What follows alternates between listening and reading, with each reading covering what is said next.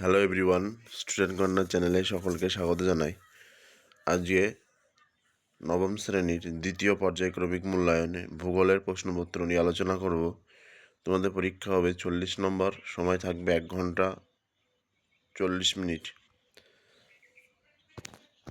প্রথমে দেখো,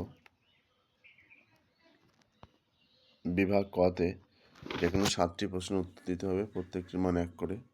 প্রথম প্রশ্ন, নিরক্ষীয় তলে অবস্থিত বিষুবরেখ রেখার অক্ষাংশ হলো 0 ডিগ্রি। পরের প্রশ্ন, দ্রাঘিমা রেখাগুলির আকৃতি অর্ধবৃত্তাকার। পরের প্রশ্ন, একটি অন্তর্জাত প্রক্রিয়ার উদাহরণ হলো ভূমিকম্প। পরের প্রশ্ন, ভারতের একটি উচ্চ মালভূমি হলো লাদাখ। পরের প্রশ্ন দেখো, ভারতে অবস্থিত একটি ক্ষয়জাত মালভূমির উদাহরণ হলো ছোটনাগপুর মালভূমি।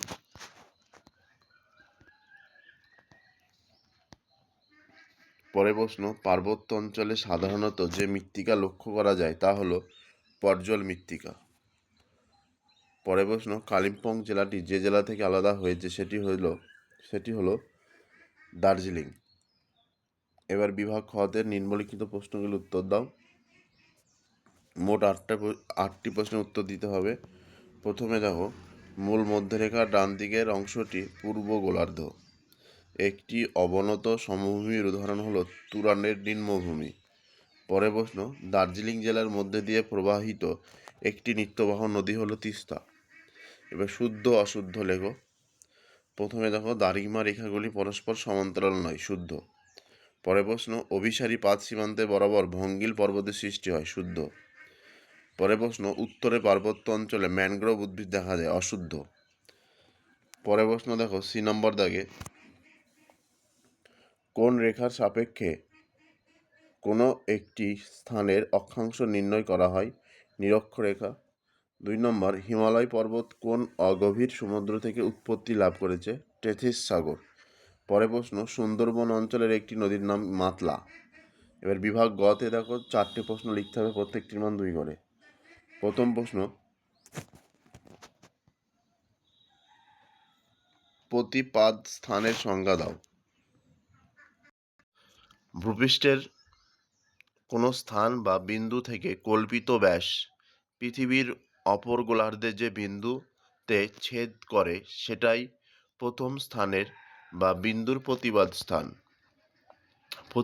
স্থান অথবা আন্তর্জাতিক তারিখ রেখা কাকে বলে। 180 ডিগ্রি পূর্ব বা পশ্চিম দ্রাঘিমা রেখা যার থেকে তারিখ গণনা করা যায়, যার পূর্ব দিকে গেলে ক্রমশ সময় বাড়ে এবং পশ্চিম দিকে গেলে ক্রমশ সময় কমে যায়। পরের প্রশ্ন, মহীভাবক আলোড়ন কাকে বলে। যে ভূ আলোড়নের প্রভাবে উত্থান ও অবনমনের মধ্যে দিয়ে মহাদেশের গঠন নির্ধারিত হয় তাকে মহীভাবক আলোড়ন বলে। পরের প্রশ্ন, রেগুলিত কাকে বলে। রেগুলিত হলো মৃত্তিকা সৃষ্টির প্রথম পর্যায়ে আদি শিলা যান্ত্রিক ও রাসায়নিক আবহবিকারের ফলে চূর্ণ বিচূর্ণ হয়। এই শিলা চূর্ণ ভূত্বকের উপর শিথিল ও কোমল একটি আবরণ সৃষ্টি করে, একে রেগুলিত বলে। অথবা হিউমাস কি, উদ্ভিদ ও প্রাণীর দেহাবশেষ মৃত্তিকার উপরের স্তরে জৈব পদার্থ রূপে সঞ্চিত হয়। ওই সব পদার্থ মৃত্তিকাস্থিত আণুবীক্ষণিক জীব দ্বারা বিয়োজিত হয় এবং তা ধীরে ধীরে পরিবর্তিত হয়ে এক জটিল কালো বর্ণের পদার্থ সৃষ্টি করে, একে হিউমাস বলে। পরের প্রশ্ন, ভাবর কি।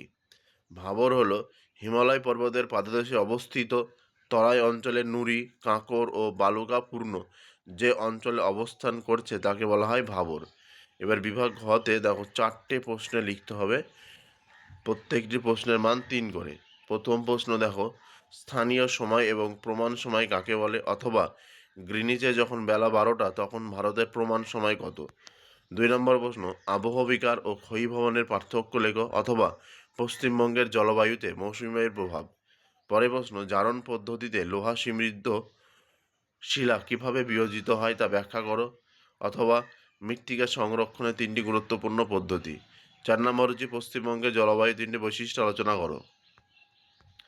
আজকে ভিডিও এ পর্যন্ত। ভিডিওটি ভালো লেগে থাকলে অবশ্যই লাইক কমেন্ট শেয়ার করবে। চ্যানেলে নতুন হয়ে থাকলে অবশ্যই চ্যানেলটি সাবস্ক্রাইব করবে। আর যে প্রশ্নগুলি আলোচনা করলাম এই প্রশ্নগুলি তোমাদের দ্বিতীয় পর্যায়ক্রমিক মূল্যায়নের জন্য খুবই গুরুত্বপূর্ণ, তাই এই প্রশ্নগুলি এখন থেকে খাতায় লিখে মুখস্থ করে আশা করি এখান থেকে 100% কমন পেয়ে যাবে। ধন্যবাদ, ততক্ষণ ভালো থেকে সুস্থ থেকো, পরবর্তী কোনো একটি নতুন ভিডিওতে দেখা হচ্ছে।